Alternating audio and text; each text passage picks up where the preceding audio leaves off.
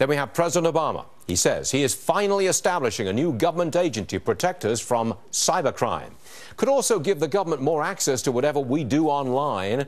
Guess who's here to deal with that? Judge Andrew Napolitano. Everybody wants to be protected from hackers, but are we going to give up some more of our liberty, some more of our privacy, if the government sets up this agency to check us all out? Well, it depends on how fearful we are, because people, when afraid, particularly when there's mass hysteria, like in the weeks and months after 9/11, tend to want government to wrap its arms around them and tend to give up their privacy and other liberties. But that is understandable, isn't it? Yes, it is understandable. It's part of human nature. I resist it, and some of us do, but I'm in the minority there. It is understandable. It is normal in my view, so I'm abnormal. Yes. It is normal in my view to opt towards safety in rough times rather than liberty. I argue one should take the long run. One should look at this from the long run, and that when one gives up liberty in hard times, right after 9/11, when we're all afraid to walk on the streets here, it does not come back in good times. I would also argue, as a practical matter, the government is least equipped to protect us from a cyber invasion, and that the people who manufacture these are far better equipped than the government, but the government will not let them do so. The government will not let Apple and Microsoft and Google and the people who make the hardware as well as the software create a device that the government can't get into. But this is the government creating an agency to repel probably foreign cyber attacks and from in China, the process, for example. Correct. But listen, I fear the Chinese as well as anybody.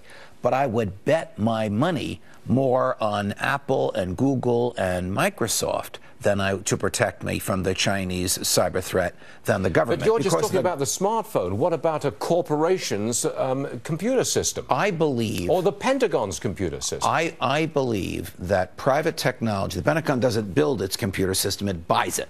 I believe that the people who build these things have the ability to make them absolutely attack-proof. But in order to do that, they have to make them impervious to government intrusion. I also believe that any government agency big enough to protect us is big enough to surveil us, and in the hands of the wrong people, could be anybody, we will have no privacy. I think you go too far, Judge.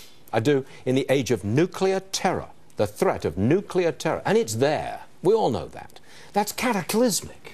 Do you really trust the government? Did the government protect Sony from the invasions by North Korea a couple of months ago, which had catastrophic effects for Sony and other people involved? Wouldn't you protect private industry? And wouldn't you rely on private industry and private enterprise more than the government? I do not rely on private enterprise to protect me from a terror cell in the United States, which is angling to place a bomb in New York. Well, now you're talking about something different. I thought we were talking about cybersecurity and whether or not the internet can be protected. No, the internet cannot be protected by the government, because the government will never permit a system that it can't zero into. I don't think this agency is talking about internet security. I think it's talking about Pentagon security, or the security from terrorists who may be operating in our society. Well, that's surveillance. Well, wait a minute. The government already has 16 intelligence agencies